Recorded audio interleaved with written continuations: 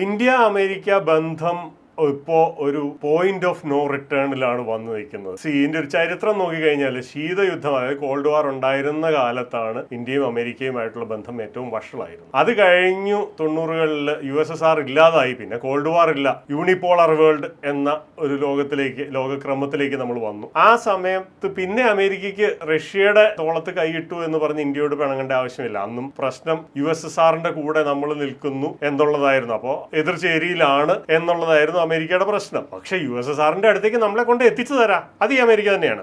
അങ്ങനെ ഒരു സിനാരിയോയിൽ നമ്മളോടൊരു ശത്രുത വെച്ചു പുലർത്തി. പക്ഷേ USSR ഇല്ലാതായി കഴിഞ്ഞപ്പോൾ, കൃത്യം ആ സമയത്താണ് ബിൽ ക്ലിന്റൺ പ്രസിഡന്റ് ആയി വരുന്ന സമയത്താണ് പിന്നെ ഇന്ത്യയും അമേരിക്കയുമായിട്ടുള്ളൊരു സൗഹൃദം തുടങ്ങുന്നത്. ശരിക്കും പറഞ്ഞാൽ പഴയതൊക്കെ മാറ്റി വെച്ച് സൗഹൃദം തുടങ്ങി. അതിങ്ങനെ വന്ന് ഒന്നാം ട്രംപിന്റെ കാലത്തൊക്കെ അത് നല്ല ഒരു സൗഹൃദത്തിൽ പോയിക്കൊണ്ടിരുന്നു. ബൈഡൻ എത്തിക്കഴിഞ്ഞപ്പോഴത്തേക്കും നമുക്ക് എതിരെ പല കുത്തിത്തിരിപ്പുകൾ തുടങ്ങി. അപ്പോൾ നമ്മൾ ടു ബി ഓണസ്റ്റ് ബൈഡനെതിരായി. ട്രംപ് വന്നാൽ പഴയൊരു സുഹൃത്തല്ലേ, ഈ കുത്തിത്തിരിപ്പ് ഉണ്ടാവില്ലല്ലോ എന്ന് വിചാരിച്ചിട്ടാണ് ആൾക്കാർ ഇന്ത്യക്കാർ പൊതുവെ ട്രംപിനെ അനുകൂലിച്ചത്. അത് കുറച്ചല്പം കടന്ന കൈയായിട്ട് ട്രംപ് ജയിക്കാൻ വേണ്ടിയിട്ട് പൂജയും വഴിപാടും കഴിച്ചവർ വരെ ഏതായാലും ഭാരതത്തിൽ. അതിന്റെ മുഴുവൻ പുറകിലുള്ള ചേതോവികാരം എന്ന് പറഞ്ഞാൽ ട്രംപ് വന്നു കഴിഞ്ഞാൽ നമുക്ക് എതിരായി വരില്ലല്ലോ, പഴയൊരു സുഹൃത്തല്ലേ എന്ന ഒരു മൈൻഡ് സെറ്റ് ആയിരുന്നു. ആ ഒരു വിശ്വാസമാണ് ട്രംപ് നശിപ്പിച്ചത്.